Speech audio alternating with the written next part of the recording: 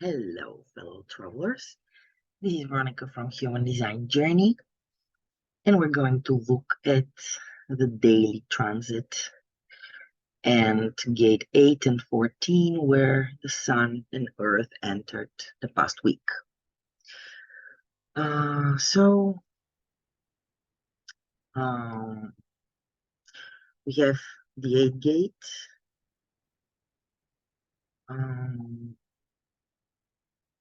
and last Monday till Tuesday, we had gate 8. That's the gate of contribution. It's basically a mirror to the 23rd gate in the throat.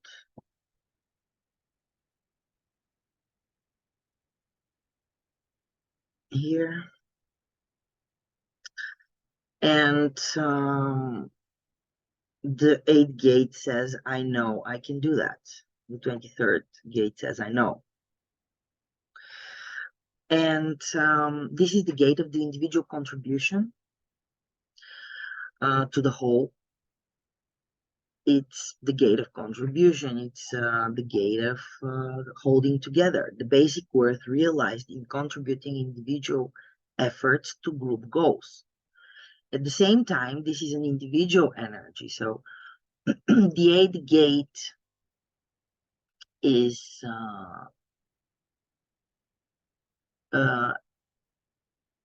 leading as an example.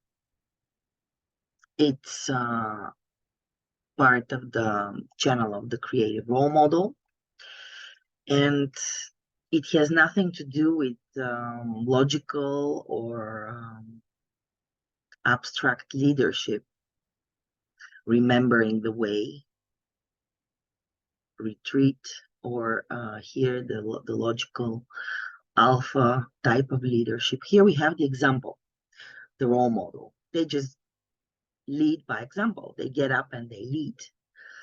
And they will go alone if nobody follows. They're a knower.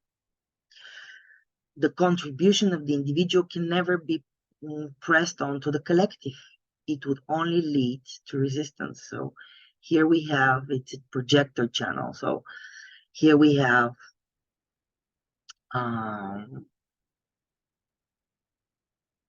need to be invited first to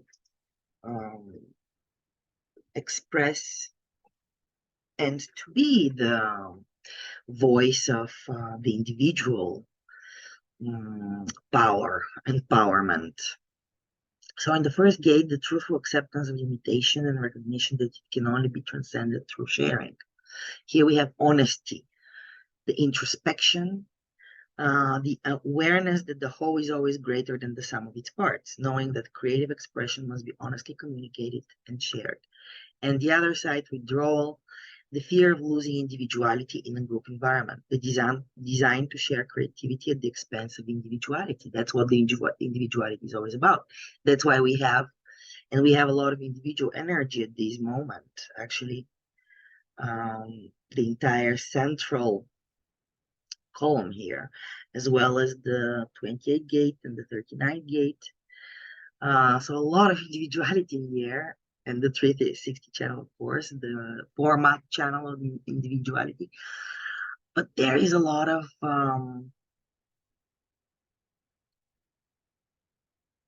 deafness here, because it's the inner ear, the 43rd gate. It's about listening to your inner voice, to your inner knowing when it comes, because it's a pulse. So in times of withdrawal and being aware, can we hear our inner voice? And can we honestly express and communicate and share our knowing when it comes, when it's the right timing? And to otherwise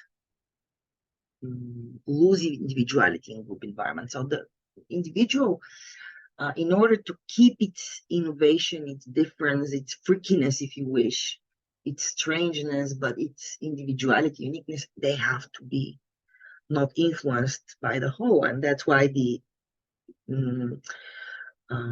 collective is afraid of the individual, of the individuality, because it changes everything. It mutates everything. And if it was not for the tribe, the tribal energy, which would support those freaky individuals by saying, oh, well, he's part of the tribe, he's part of us, we accept everybody different. And we have this energy, the 23rd gate right now. It's exactly about the different, and accepting this difference, and is the gate of assimilation. Morality, the awareness of an understanding which leads to acceptance of diversity. And this is what the tribal energy actually gives us. We even have the gate of preservation, nourishment, caring, the gate of caring in the 6th line, wariness, a protection against an abuse of generosity, a practical, realistic approach to nurturing whose appropriateness is guided by feelings and instinct. The power and strength to be realistic in one's capacities to care and nurture. And the other side, a tendency to over-suspiciousness, the power of suspicion in limiting the expression of caring. Here we have it in Mercury, so that's what we're going to be hearing around in the news and people around us talking about caring, the enhancement of the quality and the substance of all activities through caring. And that caring, and also we have the 37 gate Saturn, that's where we're going to be limited in the 1st line, the mother, the father, a position of inherent respect that ensures a focus for the development of guidelines.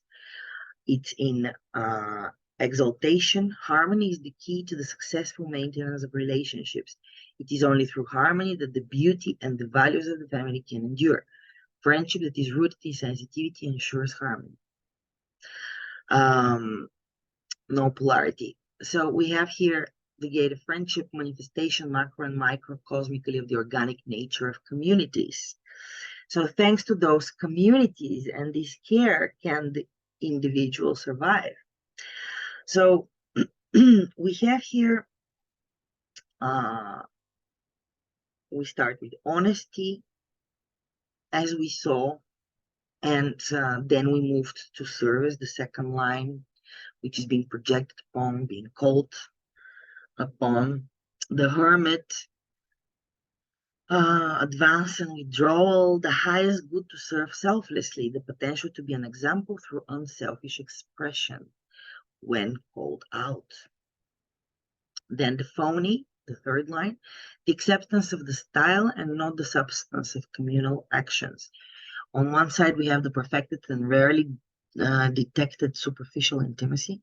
The example is an expression through style, not substance. And the other side, we have a shallowness that underestimates others and overestimates its own ability to continue its deception without detection. An over-reliance and unfounded confidence in style. So the 3rd line, it's basically we have trial and error here. We have adaptation, allegiance, rejection, attunement to intimacy, for example, and to be contributing with trial and error and mutation and discovery process. Or shallowness, being phony, that underestimates all of this, its own abilities, and with deception in style, just communicate, and with trial and error, not knowing and adapting, discovering, finding out. The 4th line, this was last Thursday, yes, 2 days ago, yeah. 23 hours ago, or more actually, the gift of naturally recognizing the contributions of others, and particularly the acknowledgement of those who lead by example, the uncompromising drive to assimilate, the drive to contribute and be an example to and for others. In a group where limitation is transcended, reason alone cannot predict individual worth. As an example, the acknowledged leader of an athletic team is not necessarily the most talented, a gift for contribution that is not conditioned by limitations. So here we have contribution into the network and through the network when the opportunity arises, trying to put your own understanding of how to contribute and your own feeling in respect to the group, and at the same time keeping your own, there is fatigue here as well. And there is a gift for contribution that is not conditioned by limitations, but also the drive to be an example to others. Then yesterday, that dharma, holding together, does not exclude eventual separation. Successful union after a proper term will encourage separation. The fledgling, once mature, is expected to leave nest. This is right action which does not harm the integrity of the union. The fifth line. The teacher, but we had it only in the detriment yesterday, the parent that cannot let go of the child, understanding only that its authority is being challenged. Contribution as an end in itself that neither accepts nor expects limitation, exemplified by the parent that cannot let go of the child. So here we have projection that the child needs to be exemplified by the parent. So the parent shows how things are done. But here we also have the possibility of getting on your own at the end and being able to separate, because holding together does not exclude eventual separation and leaving the nest at the end. Going your own way and be independent. Break, be heretical and break the what doesn't work. Be an example of what the way should be and what's the most practical. Then today we have the sixth line, which is called communion. Isn't that beautiful? Like the sixth line is beyond everything, and it's like communion. The certainty which grows out of harmony. The awareness of patterns that ensures correct timing, the gift of knowing when to contribute creatively. And the other side, doubt, which may engender regret even in the most ideal circumstances. Uncertainty in timing and regret despite circumstances.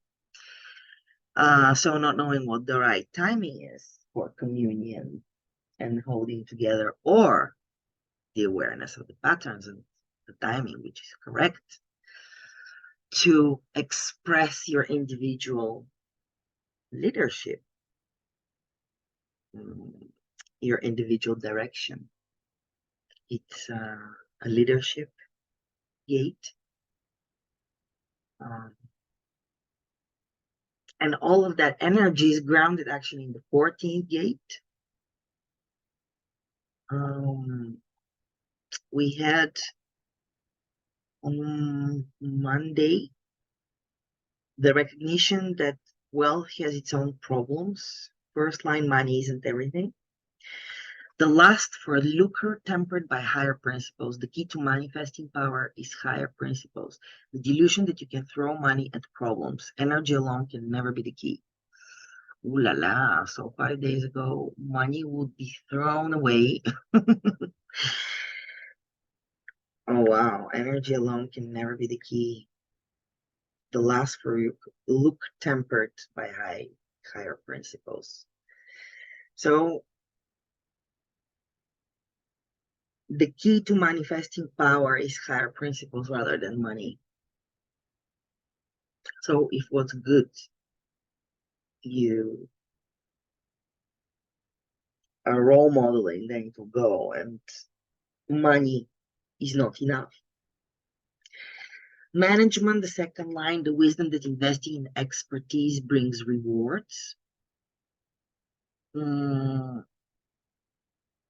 Expansion, the ability to delegate responsibility. The key to power lies in not trying to be and to do everything alone. The vanity to be one's own best expert. The key to power is doing everything individually. So it's both things. We have the 14th gate here. It's sacred gate, so it's giving power to the direction in the self. But you know, having the guess and not having the direction basically is you're just throwing your power, your money away.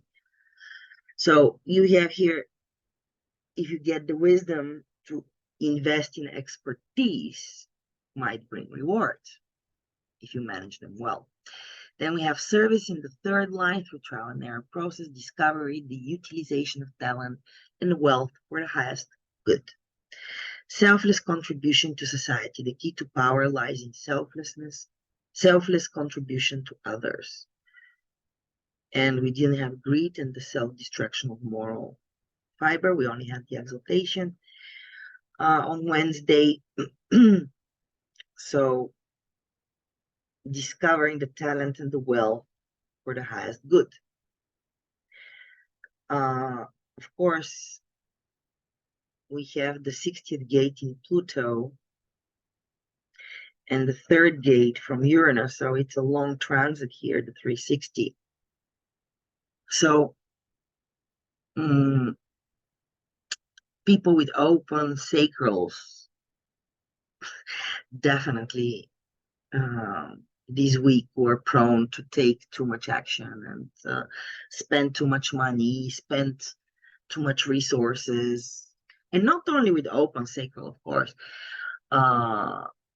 Whether you had the 14th gate open or like me, I have the second gate on the other side, so it activates my sun and the whole channel, activating my G center. So I have the direction, but I could be, for instance, tricked in thinking I have too much resources to spend in the direction I want to spend, or something like this. So you have to be careful, you know, that's what the transit field is about.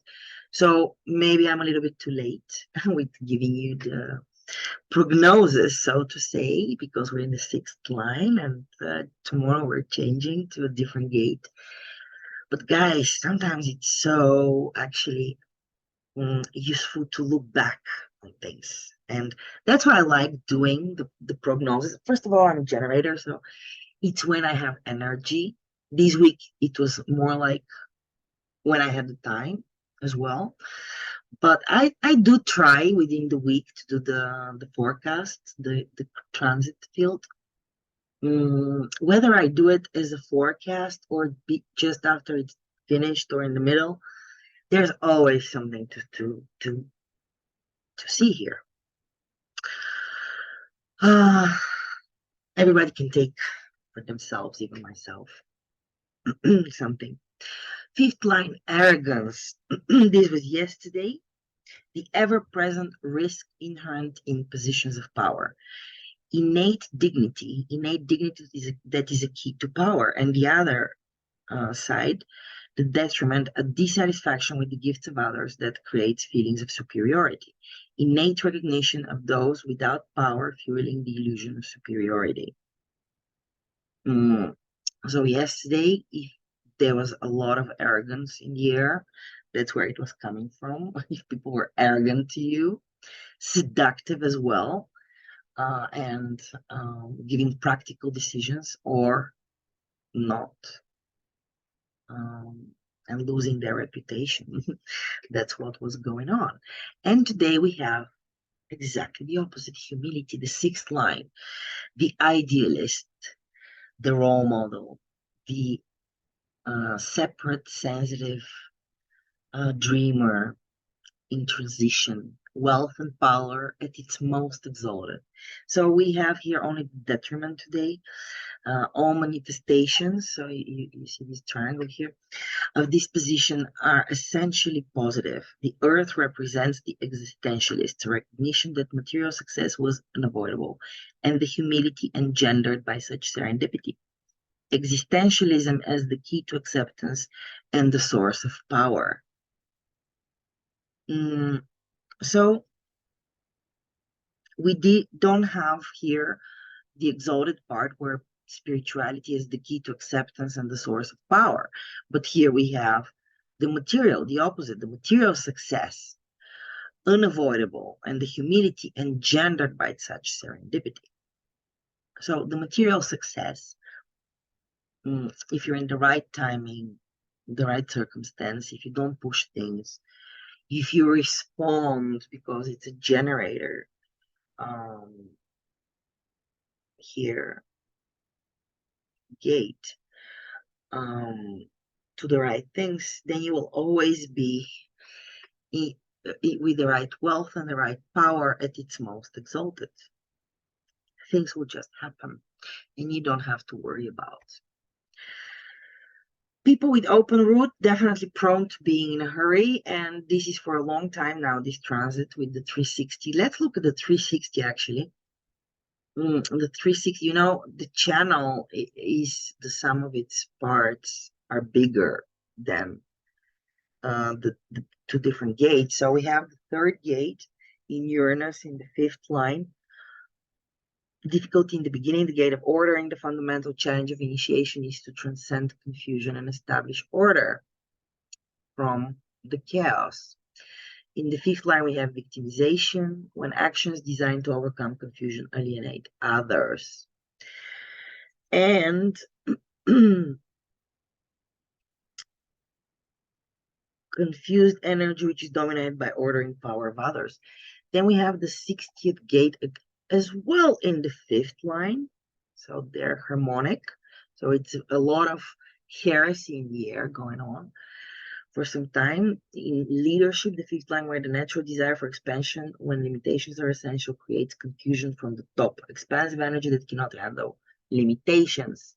The acceptance of limitation, though, is the first step in transcending it. So it's the gate of acceptance, accepting the limitation. So guys, did you feel heretical about limitations and wanting to outsmart them? Actually, yesterday was very much a fifth line day. Sorry, I missed it. See, here we're in the fifth lines. Then we have the 16th gate in the fifth line, 39th gate, fifth line, and here in the two fifth lines and Uranus. So a lot of projection, a lot of heresy, mutating heresy. And talking about the 360 channel, the channel of mutation,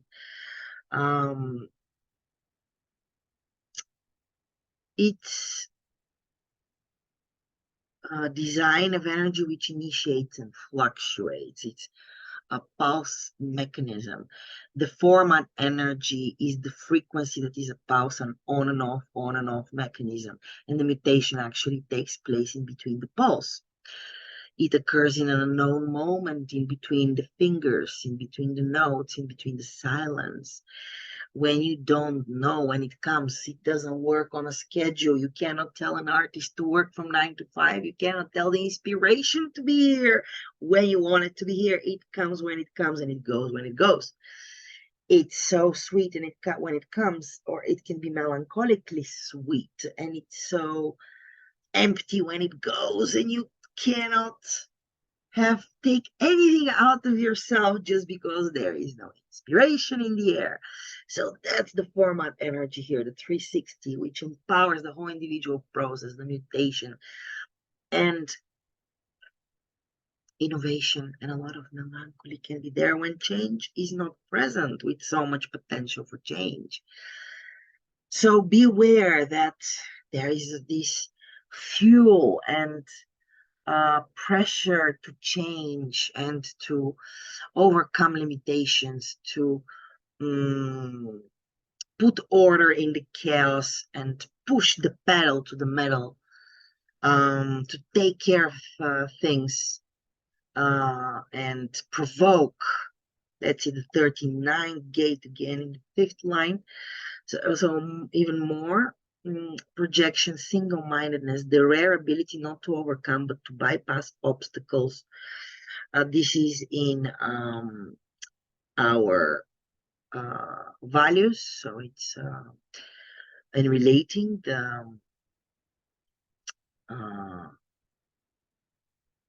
moon just changed line to the sixth line, so it was just in the fifth line.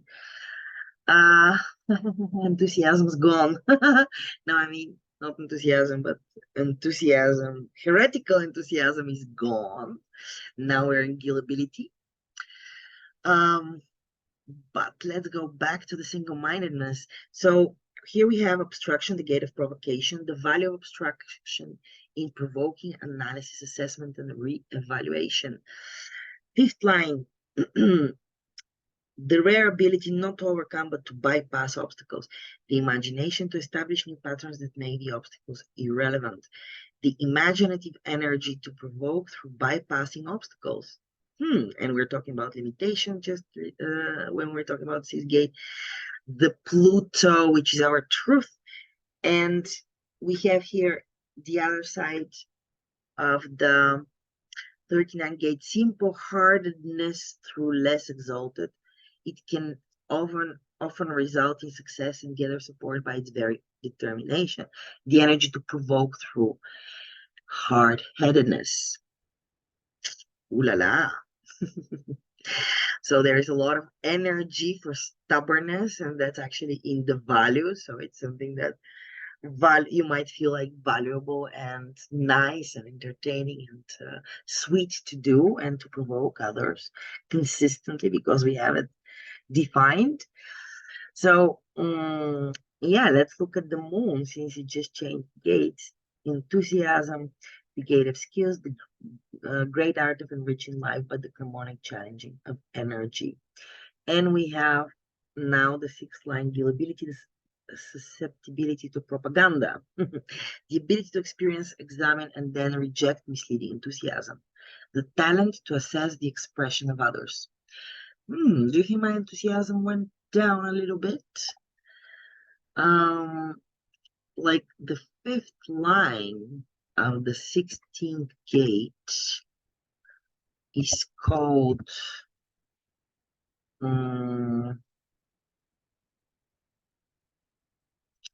let me check. Says no, sorry. Is called the Grinch. The refusal to share in enthusiasm, the power to avoid enthusiasm for the sole purpose of being converted, as with Dickens's Scrooge. Eventual conversion leads to greater and more enduring enthusiasm, a lack of confidence in the expression of skills that needs the encouragement of others. And the other side, the perverse feeling that sharing in enthusiasm hampers individual development.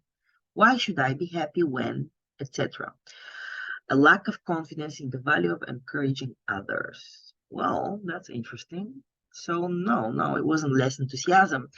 Actually, my enthusiasm can only grow with the gillability. The same principle where Neptune will destroy and then seek new forms, Jupiter will painfully withdraw its enthusiasm for social structures permanently prejudiced. The failure to assess the expression of others. So the talent to assess the expression or the failure to assess expression of others. Since it's the sixth line, looking for the perfect ideal expression, which rarely comes, actually. Anyways, let's see actually what's going on. We're for a very long time now in the nodes are in the 28 and 27 gate, the gate of caring, greed, in the line of greed. We have Here, the obsession with having much more than one needs. The power derived in having more than one needs, whether sexually, mentally, or materially. Greed, a lust that inevitably cripples and addicts. And the other side, so that's the environment around us and our perspective of what we see. And then the transitoriness of power and influence, the third line, adventurism, a basic conservatism that even in adventurous acts is necessarily prudent. In intuitive caution in risk-taking times of struggle, or the opposite, a perverse manifestation of expansiveness where risk-taking is rationalized and failure ensured. Intuitive rationalizing of risk-taking times of struggle. So rationalizing risks, yeah, ooh la la. And we have the 27 gate in the 6th line, worrying as a protection against an abuse of generosity. A practical and realistic approach to nurturing whose appropriateness is guided by the feelings and instinct. We already spoke about that, the tendency to over suspiciousness. Yeah, and then we have the values and the Martian energy, which is in the 56th gate, the wanderer, the gate of stimulation, stability through movement, the perpetuation of continuity of the thinking, linking of short-term activity. It's in the 4th line, expediency, the perfection of the superficial personality that can mask when essential its true feelings to secure protection. The gift for stimulation as a role and for protection. So this is the immature energy, expansive, very huge, expansive force, which can be hardly harnessed. Expedient behavior whose price is a constant stressful alertness and nervous anxiety in fear of losing what has been gained. The role is reality, the fear of silence and of being uncovered. Waiting for the opportunity to come and grab it. But you can definitely overstimulate yourself with ideas here. And with this power downstairs, thinking that you have to act on your ideas, and if you see opportunities, acting upon them without waiting for a strategy or authority. The 3rd gate we already saw from Uranus. We saw also Saturn in 37th gate. So we only didn't see the 23rd gate. Actually, we also saw that, only not the line proselytization, the attempt to undermine one set of values for another. The sage who is an extreme can defend evil as a part of the greater good. The powerful expression of an insight which will undermine established values.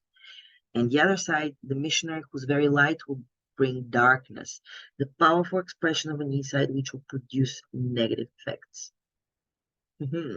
Splitting apart. The gate of assimilation, being deaf to others. And of course, we'll finish with Neptune because we already discussed Pluto, our truth, in the 60th gate in the channel of mutation.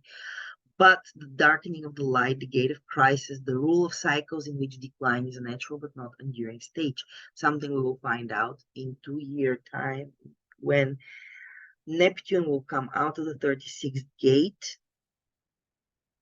We will know what heresies have been done under veil, diluted by our view, by the water, by the power of the scepter of the king of the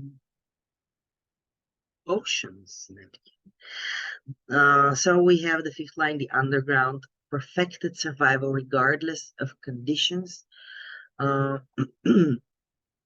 Immunity to crisis, both generator and survivor. A nervousness that can lead to self-betrayal. The self-betraying nervousness in times of crisis. We will see how we were betraying ourselves and giving ourselves with our nervousness. Maybe I should look at that.